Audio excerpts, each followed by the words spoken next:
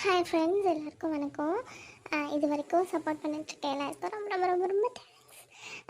என் videos நிறைய பேருக்கு reach ஆயிருக்கு, பிடிச்சிருக்குன்னு கூட சொல்லியிருக்கீங்க. ரொம்ப தேங்க்ஸ். இன்ஸ்டாவில் நிறைய பேர் வாட்ச் பண்ணுறீங்க, பட் யூடியூப்பில் அந்த அளவுக்கு வியூஸ் வரல. பட் எல்லாமே உங்களோட சப்போர்ட்டில் தான் இருக்குது. ஸோ வாட்ச் பண்ணுங்கள், முடிஞ்ச அளவுக்கு வந்து சப்ஸ்கிரைப் பண்ணிவிட்டு பாருங்கள். கதை பிடிச்சிருந்தா கமெண்ட்டில் சொல்லுங்கள், வேறு ஏதாவது சஜஷன் இருந்தாலும் கமெண்ட்டில் சொல்லுங்கள். அண்ட் தேங்க்ஸ் ஃபார் வாட்சிங். வாங்க இப்போ கதைக்குள்ளே போகலாம். என்னடி ஆச்சு திவ்யா? ராஜாவை பார்க்க போனி, என்ன சொன்னார்? நீ என்ன பேசிட்டு வந்த? ஏன் முகம்லாம் ஒரு மாதிரி இருக்கு, என்னாச்சு? அட போடி, நான் பேசாமல் போகாமையே இருந்திருக்கலாம். அங்கே போயிட்டு அவருக்கு புரிய வைக்கவே முடியலனால கொஞ்சம் டைம் கேட்டிருக்கேன்.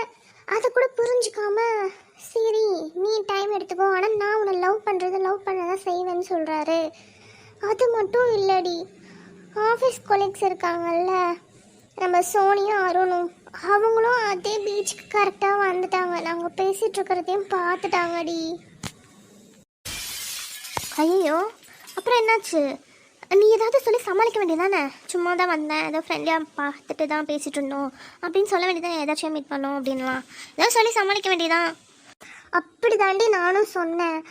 ஆனால் அதுக்குள்ளே ராஜா என் கையை பிடிச்சிட்டு நான் அவளை ப்ரப்போஸ் பண்ண தான் வந்தேன், 2 பேரும் சேர்ந்து தான் வந்தோம், நான் ப்ரப்போஸும் பண்ணிட்டேன், நாங்கள் 2 பேரும் லவ் பண்ணுறோம் அப்படிங்கிற மாதிரிலாம் சொல்லிட்டாரு. என்னடி சொல்றீங்களா? இதை டைம் கேட்டேன்னு சொன்னீங்க, அப்படியே அவர் அப்படி சொன்னார் அவங்கக்கிட்ட? ஆமாடி ரோஸ்லின், அதுதான் எனக்கும் புரியல. ரொம்ப அட்வான்டேஜ் எடுத்துக்கிட்ட மாதிரி இருந்தது. அது மட்டும் இல்லை, அவங்கக்கிட்ட எல்லாத்தையும் ஓப்பனாக சொல்லிட்டாரு. இந்த மாதிரி நான் ப்ரப்போஸ் பண்ணேன், அவள் டைம் கேட்டிருக்கா, ஆனால் நான் லவ் பண்ணுறேன், அவ்வளோ என்ன லவ் பண்ணுவா எனக்கு தெரியும் அப்படின்ற மாதிரிலாம் ரொம்ப பர்சனல்னே இல்லாத மாதிரி ஓப்பனாக எல்லாத்தையும் சொல்லிட்டாரு. இப்போ நாளைக்கு எப்படி தான் நான் ஆஃபீஸ் போக போகிறேனோ தெரில. அது மட்டும் இல்லை, ஆல்ரெடி எங்கள் வீட்லேயே நான் சொல்லியிருக்கேன், வீட்டிலேருந்து வராங்கன்னு உங்ககிட்ட சொல்லியிருந்தேன்ல, அதான் எல்லோரும் ஃபேமிலி ட்ரிப் வராங்கல்ல, உங்கள் ஃபேமிலி தானே வராங்க, நாளைக்கு வராங்க. ஸோ ஈவினிங் போல் அம்மா வந்து கொஞ்சம் ஃப்ரீ ஆயிடுச்சுன்னா நான் வரேன், மீட் பண்ணலாம், இல்லை நீ எதனா ஒரு இடம் சொல்லு நாங்கள் வரோம் அப்படின்னு சொல்லியிருக்காங்க. ராஜாவையும் நான் இன்வைட் பண்ணியிருக்கேன். அப்படி இருக்கும் பட்சத்தில் இந்த மாதிரி எதுக்கு தான் அதுக்குள்ளே ஓப்பனாக எல்லாருக்கிட்டையும் சொன்னாருன்னு எனக்கு ஒன்றும் புரியல. ரொம்ப டென்ஷனாக இருக்குது, என்ன பண்ணுறதுன்னு எனக்கு ஒன்றும் புரியல. ஆஃபீஸ் நான் எப்படி நாளைக்கு போக போகிறேன்னே தெரியல. அது மட்டும் இல்லாமல் நாளைக்கு அம்மா கிட்டையும் வேற இவரை மீட் பண்ண வைக்கிறேன்னு சொல்லியிருக்கேன், அதுக்கும் கூட்டிகிட்டு போகணும். என்ன பண்ணுறதுன்னே எனக்கு புரியல. நான் கொஞ்சம் டைம் எடுத்துகிட்டு எல்லாமே கொஞ்சம் ப்ராசஸ் பண்ணலான்னு பார்த்தா இவர் எல்லாமே வேகமாக பண்ணுற மாதிரி இருக்குது. நான் வேறு அம்மா கிட்ட சொன்ன விஷயத்தையும் இவர்கிட்ட சொன்னனால சரி ஓகே, அட்லீஸ்ட் ஃப்ரெண்ட்லியாக மீட் பண்ணிவிட்டு கொஞ்சம் நார்மல் ஆகிடுவார், அதுக்கப்புறம் கொஞ்சம் கொஞ்சமாக நம்ம ப்ராசஸ் பண்ணி தெரிஞ்சுக்கலாம் அப்படின்னு நினச்சேன். டைம் கிடைக்கும்னு பார்த்தா அதுக்குள்ளே ஆஃபீஸ் கொலீக்ஸ் கிட்டே இப்படி சொல்லிட்டாரு ஓப்பனாக. நான் என்ன பண்ண போகிறேன்னே தெரில. நாளைக்கு ஆஃபீஸில் எல்லாருமே கேட்பாங்க, நான் என்ன பண்ணுறதுன்னு தெரில. அது மட்டும் இல்லாமல் இந்த சோனி தலையை சுற்றிட்டு உட்கார்ற அளவுக்கு போயிட்டா. நான் ட்ரை பண்ணேன், அவர் எனக்கு கிடைக்கல, ஆனால் இவளுக்கு எப்படி ப்ரப்போஸ் பண்ணார் எனக்கு தெரியலையே அப்படின்னு சொல்லிட்டு ஒரு மாதிரி புலம்பிட்டே போனான். கண்டிப்பாக எல்லாருக்கிட்டே சொல்லியிருப்பாடி, என்ன பண்ண போகிறேன்னே தெரில. ஓ, இவ்வளோ தூரம் தெரிஞ்சிருச்சா? இப்போ கஷ்டம்தான். ஏன் அவர் இப்படி பண்ணார்? ரொம்ப ஒரு மாதிரி டிஃப்ரெண்ட்டாக தெரியல. ஒரு பொண்ணுக்கு விருப்பம் இருக்குது இல்லைன்னு முழுமையாக முடிவு சொல்கிறதுக்கு முன்னாடி எதுக்கு அவர் இந்த மாதிரி எக்ஸ்போஸ் பண்ணணும்? இது எப்படியோ ஒரு சுச்சுவேஷனுக்குள்ளே தள்ளுற மாதிரி இல்லை. நீ எப்படினாலும் ஓகே சொல்லி தான் ஆகணும், எல்லாருக்குமே தெரிஞ்சிருச்சு அப்படிங்கிற மாதிரி ரொம்ப டிஃப்ரெண்ட்டாக இருக்கார். எனக்கு என்ன சொல்கிறதே தெரில. சரி பரவாயில்ல, எதனாலும் ஃபேஸ் பண்ணி தானே ஆகணும். வா, நாளைக்கு ஆஃபீஸ் போயிட்டு எதனாலும் பார்த்துக்கலாம். ஃப்ரீயாக விடு, நீ ட்ரெஸ் சேஞ்ச் பண்ணிவிட்டு ரெஸ்ட் எடு. சரிடி ரோஸ்லின். வீட்டிலேருந்து ஃபோன் பண்ணாங்களா எதுவும்? ஆமாடி, எங்கள் அண்ணா தான் ஃபோன் பண்ணான். எல்லாருமே கிளம்பிட்டுருக்காங்களாம். இன்றைக்கி நைட்டு பஸ் ஏறிட்டு நாளைக்கெலாம் வந்துடுவாங்கன்னு நினைக்கிறேன். ஈவினிங் போல் நம்ம மீட் பண்ண போகலாம். சரிடி. இல்லைன்னா ஆஃபீஸ்க்கு நாளைக்கு லீவ் போட்டுடலாமா? இல்லடி வேணாம், நாளைக்கு ஏதோ தீம் பார்க் தான் ஏதோ போகிறோன்னு சொல்லிட்டு இருந்தாங்க. அதுக்கு போய் நம்ம என்ன பண்ண போகிறாங்க, அதுக்கு ஆஃபீஸ்க்கே போயிடலாம். வேணால் அதுக்கு அடுத்த நாள் வேணால் நம்ம லீவ் போடலாம். வேலை எங்கேயாவது போவாங்க, வேறு எங்கேயாவது சுற்றி பார்க்கலாம். என்ன? சரிடி. எல்லாம் பஸ்ல ஏறியாச்சா? கிளம்புவோம். வரலையா பார்த்துக்கோங்க, எல்லாரும் எனக்கு தெரிஞ்சு வந்துட்டீங்கன்னா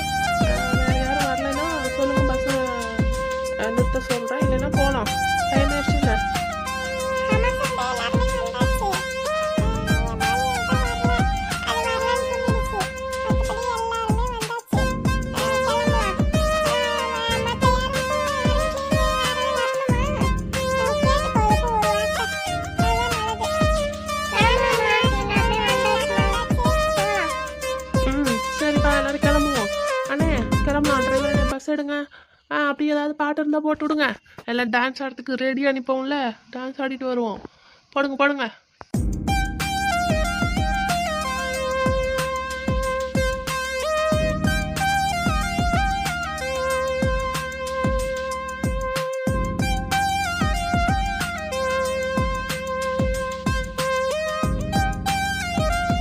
கொஞ்சம் கூட வெக்கமே இல்லாம எப்படி ஆடிட்டு இருக்கிறா பாரு உன் பொண்டாட்டி. இதெல்லாம் நீ கேட்க மாட்டியா? அப்படி என்னதான் சொல்றதோ போ. சௌந்தர்யான்னு பேரை வச்சு நல்லா சவுண்டு போடுறா. போட்டுக்கிட்டு ஊரே நாளுது. அந்த லெவலுக்கு பாரு என்ன ஆட்ட போடுறா பாரு. கேளியா? இதெல்லாம் கேட்க மாட்டியா? ஏம்மா விட்டுறேம்மா, அவ என்னவோ பண்ணிட்டு போறா. வெளியே வந்தாதான் அவ இஷ்டத்துக்கு தான் இருப்பேன்னு இருப்பா. ஆடிக்கிட்டு இருக்கட்டும், என்னவோ பண்ணிட்டு போட்டோம், விடுமா. நம்ம கண்டுக்காம இருக்கிறதே நல்லது. நீ எதுக்கு அங்கே பார்த்துட்டு இருக்கிற? நீ ஃப்ரீயா விடு. உன் ஃப்ரெண்டு வேற இன்னைக்கு வரல, அதனால இன்னைக்கு நான் மாட்டிக்கிட்டேன்னா உன்கிட்ட. அவங்க யாரு? ஃப்ரீயா அவங்க மாமியார் தான் உன் ஃப்ரெண்டு. அவங்க வந்திருந்தாங்கன்னா நான் இங்கே உட்காந்துருக்க தேவையில்லை. நான் இப்போ இங்கே மாட்டிக்கிட்டேன் உங்ககிட்ட. அப்ப நான் எதுவும் சொல்லக்கூடாது. உன் பொண்டாட்டி பத்தி எதுவுமே சொல்லிடக்கூடாதா? இப்படியே இருடா, நல்லது ரொம்ப. ஆளப்பாரு ஆடிக்கிட்டு இருக்கா, அதை கேளுடானா அதுக்கு வக்கில்ல நம்ம கிட்ட பேசிக்கிட்டு இருப்பான். மாட்டிக்கிட்டானாமே. ஆமா, மாட்டி அவனை பிடிக்க வச்சுக்கிட்டு இருக்கிறேன் நான். வா அந்தாண்டா, இங்கே உட்காந்துக்கிட்டு உயிரை வாங்குறேன். என்னத்துக்கு தான் நீ எல்லாம் இருக்கிறியோ தெரில. ஒரு பொண்டாட்டிக்கிட்டே என்ன இப்படி ஆடுறாளே என்னன்னு கேட்கறதுக்கு துப்புல என்கிட்ட வந்து மாட்டிக்கிட்டேன்னு வாய் பேசுறான். வா அந்தாண்டா.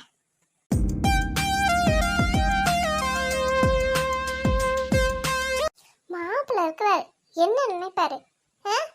பொண்ணு வந்திருக்கா, ஞாபகம் இருக்கட்டும். உன் தங்கச்சியும் அவங்க தான் உட்காந்துட்டு இருக்கிறா. அவ எந்திரிச்சு இப்படியெல்லாம் ஆடிக்கிட்டு இருக்கிறாளா? இவளுக்கு மட்டும் என்ன ஆளப்பாரு. கேட்கறதுக்கு உனக்கு வாய் வர மாட்டேங்குது. மாப்பிள்ளை தம்பி அங்கே தானே இருக்கிறாரு, என்ன நினைப்பாரு நம்மளை பற்றி? கொஞ்சம் கூட வெக்கமே இல்லாமல் ஆடிக்கிட்டு இருக்கா. சை, என்னதான் இதெல்லாம் பொம்பளை பிள்ளைங்க தரலாமா?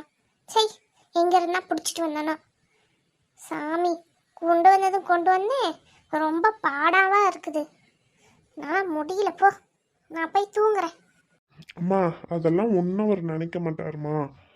அதெல்லாம் ஒன்றும் பிரச்சனை இல்லை, வீட்டு நான் பேசிக்கிறேன். அவள் கொஞ்ச நேரம் ஆடிட்டு அவளே வந்து உட்காந்துருவாம்மா, டயர்ட் ஆயிடுவா. ஏதோ இந்த மாதிரி வெளியே டூர் அது இதுன்னு வந்தால் தான் எல்லாம் ஒன்று மணி ஆடுங்க எல்லாம் பண்ணுங்க. நம்ம போய் இப்போ தடுக்க முடியுமா? எல்லாரும் இருக்காங்க, நீ என்ன சொல்லுவாங்க? நீ விடு, நீ தூங்கு கொஞ்ச நேரம் மீதியா. ஐயோ சாமி, உன்னை பார்த்துட்டே இருக்கலாம் போல இருக்கு. இவ்வளோ நடுவில் குறுக்கால சிவப்பூஜையில கரடி மாதிரி வந்து உயிரை வாங்கிட்டு இருக்கோம். டேய் உடக்கம் அந்தாண்டு போடும், நடுவில் வந்து உயிர் எடுத்துட்டு இருக்கானே. இந்த ரங்கத்தை வேற இவனை கூப்பிடவே மாட்டாங்க. கூப்பிடுங்க அத்தை இவனை முதல்ல இங்கிருந்து. ஐயோ யாரை பார்க்கவே விட மாட்டேங்கிறான். சரி நோந்து போடா. டேய் ஐயனாரே, இங்க வந்து உட்காடா.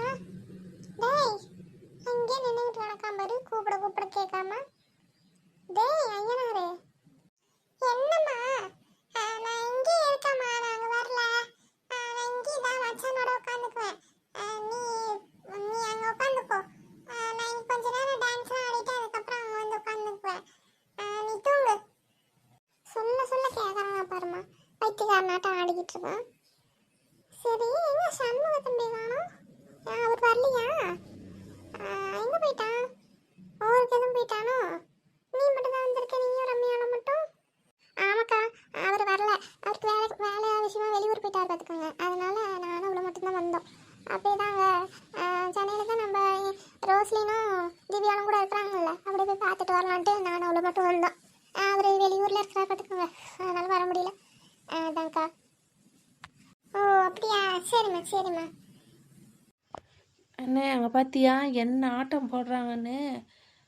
எப்பா தாயே தாங்க முடியல, பயங்கர ஆட்டம். என் பொண்டாட்டி ஆட்டத்தை பார்த்தியா? தாங்க முடியலண்ணே, எவ்வளோ கொழுப்பு, அடங்கவே மாட்டிக்கிறா. விடுப்பா பாலா, அதெல்லாம் வந்து சகஜம். நம்ம எதுவும் கேட்கறதுக்கு முடியுமா? அப்படிதான் இருப்பாங்க. என் பொண்டாட்டி அப்படிதான் இருந்தா. இப்போ கொஞ்சம் பிள்ளைங்களாம் பெருசு பெருசாக ஆயிடுச்சுங்கிறதுனால அமைதியாக உட்காந்துட்டு கிடக்கறா. அங்கே பாரு முன்னாடி உட்காந்துருக்கா பாரு ஒரு மூலையில், அமைதியாக உட்காந்துக்குவா. இப்போ அவளால் அந்த மாதிரிலாம் பண்ண முடியாது. கல்யாணம் புதுசில் அவளும் இந்த மாதிரிலாம் ஆட்டம்லாம் போட்டுட்டு இருந்தா. இப்போல்லாம் அதெல்லாம் இல்லை. பிள்ளைங்கள்லாம் பெருசு பெருசாக ஆயிடுச்சுங்க. அதனால் அவன் அமைதியாகிட்டா. அதே மாதிரி உன் பிள்ளைங்களும் நாளைக்கு பெருசாகிடுச்சிங்கன்னா அமைதியாக ஆயிடுவா பிரியாலும். அதுக்கே வருத்தப்படுற. சரி, எங்க உன் பிள்ளைங்களாம் கூட்டிகிட்டு வரலையா? இல்லைண்ணே, எங்கே இதான் எங்கள் அம்மா வீட்டில் கொண்டு போய் விட்டுட்டு வந்துட்டேன். 2 நாளைக்கு அங்கே இருக்கட்டும்னுட்டு அவங்கள கூட்டிகிட்டு வந்திருந்தேன். முழுக்க முழுக்க நானே தான் பார்த்துருக்கணும். ஆய் கழுவுறதுலேருந்து குளிக்க வைக்கிறதுலேருந்து ட்ரெஸ்ஸு போடுறதுன்னு அத்தனையும் என்னையவே பண்ண விட்ருப்பா. ஆடிக்கிட்டு கிடக்குறா பாருங்க. கொஞ்சம் கூட கவலையே இல்லாமல் ஒரு புருஷங்காரன் கூட்டிகிட்டு வந்தானே எங்கே அவன் இருக்கிறானா இல்லையான்னு கூட கண்டுக்காமல் வந்தோடனே போய் கேங்கோடு சேர்ந்துக்கிட்டு ஆட்டத்தை பார்த்தீங்களா அவளுக்கு? அந்த மாதிரி இருக்கும். அதனால தான் நான் பயந்துட்டு நானே விட்டுட்டு வந்துட்டேன். எங்கேயாச்சும் நிம்மதியாக இருக்குங்க 2 நாளைக்கு. இங்கே வந்துச்சுங்கன்னா அழுது அழுது அவ்வளோதான், என்னோட பகடை எடுத்துருங்க. அதனால தான் நான் கூட்டிகிட்டு வரல. ஓ, சரிப்பா சரிப்பா. பார்த்தீங்களா அங்கே தங்கச்சிக்கு ட்ரெஸ்ஸை? உங்கள் அம்மாவை இப்போ பேச சொல்லுங்களேன். இப்போ மட்டும் வாயை மூடிக்கிட்டு கண்ணை மூடிக்கிட்டு அப்படியே திரும்பி நின்றுக்கிட்டு இருக்காங்க. ட்ரெஸ்ஸை பார்த்தீங்களா? இப்படி மட்டும் நான் போட்டு இருந்ததுன்னா என்ன கிழிச்சிருப்பாங்க. நான் இந்த பேண்ட்டு சட்டையை போடுறதுக்கு என்ன பேச்சு பேசுகிறாங்க. இப்போ பாருங்க, அரையும் குறையமாக போட்டுட்டு வந்து நிற்கிறாளே, அவகிட்ட கேட்க சொல்லுங்கள். கேட்டால் அவள் மாடனாக வளர்ந்த பொண்ணு, வெளியூரில் கட்டி கொடுத்துருக்குறோம், அப்படி தான் இருப்பா, அப்படி இப்படிம்பாங்க. இதே நான் போட்டால் அமைதியாக இருப்பாங்களா? நேற்று டான்ஸ் ஆடிட்டு வந்ததுக்கு என்னென்ன பேச்சு பேசுச்சு. இப்போ பேச சொல்லுங்கள் அவங்க அம்மாவை. என்ன வாய் மூடி நின்றுட்டுருக்குறீங்க? கேள்வி கேட்க வேண்டியதானே? அட வீடு சவுண்டு. அவங்க தான் வயசாயிடுச்சு, அந்த மாதிரிலாம் பேச முன்னே மட்டும் தான் பேசுகிறாங்க. நானும் சொல்லி பார்த்துட்டேன் பேசாதீங்கம்மா அப்படின்னு. இப்போ அவளும் தான் போட்டுட்டு வந்திருக்கிறா. இல்லைன்னு சொல்ல, கேட்க வேண்டியதானே. ஆனால் அதெல்லாம் அவங்க கேட்க மாட்டாங்க.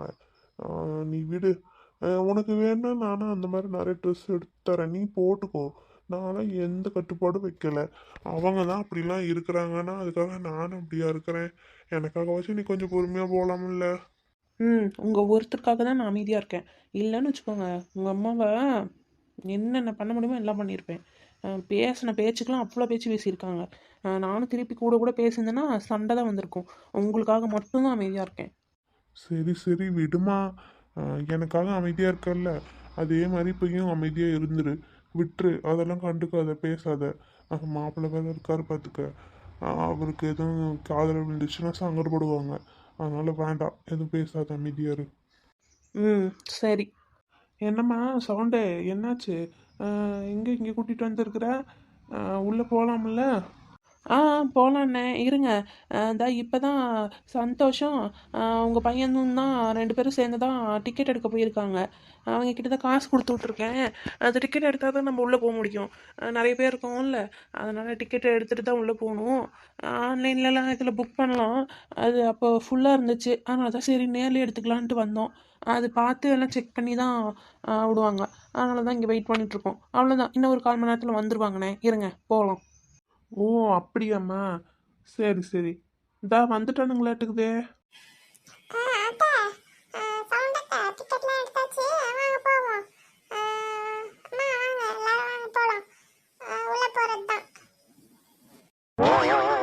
ஏய் சூப்பராக இருக்குதுல்ல. வா மேலே போய் நம்ம மேலே இருந்து சர்க்கிள் விடலாம். வா மேரி, வா நீயும் வா மீனு. டே சின்ன ஓடாதடா, இருடா. வாங்க மேரிக்கா, நம்ம போகலாம் வாங்க. சரி மீனு, வா போகலாம். அம்மா நானும் மேரி சிண்டு மீனு கூட நானும் போகிறேம்மா. சரிம்மா, பார்த்து போ. அம்மா நானும் போயிட்டு வர, பார்த்துக்கோ. தண்ணி வந்து சூப்பராக இருக்குதுல்லக்கா? ஆமாம்மா, செமையாக இருக்கு. வாங்க கொஞ்ச நேரம் நம்மளும் இங்கே அப்படியே உட்காருவோம். தண்ணியில் விளையாண்டு ரொம்ப நாள் ஆன மாதிரி இருக்குது. சூப்பராக இருக்குது. எவ்வளோ பெரிய வாட்டர் ஃபால்ஸாக இருக்குது. அடியே, அதுக்கு பேர் வாட்டர் ஃபால்ஸ் இல்லடி, வாட்டர் ஸ்லைடிங்னு சொல்லணும்.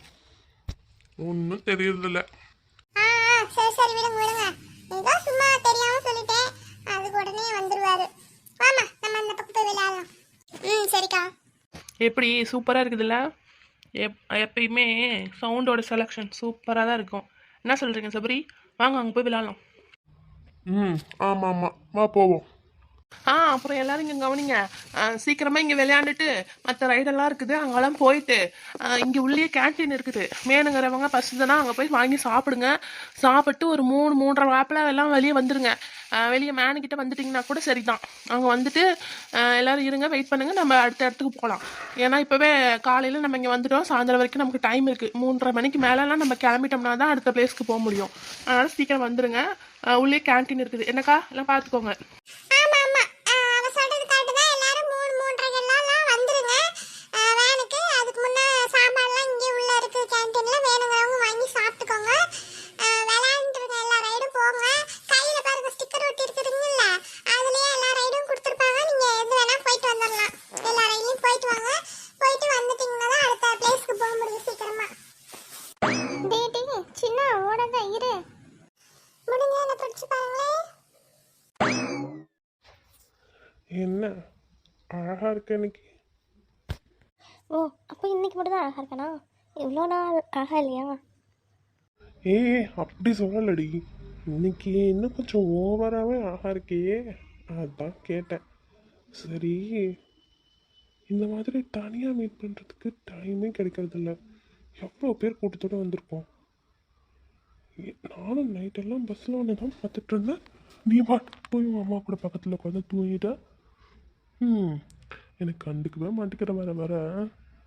சரி, அட்லீஸ்ட் ஃபோன்லேயாச்சும் மெசேஜ் பண்ணி காலையில் தீம் பார்க்கில் வேணால் தனியாக மீட் பண்ணலான்னு.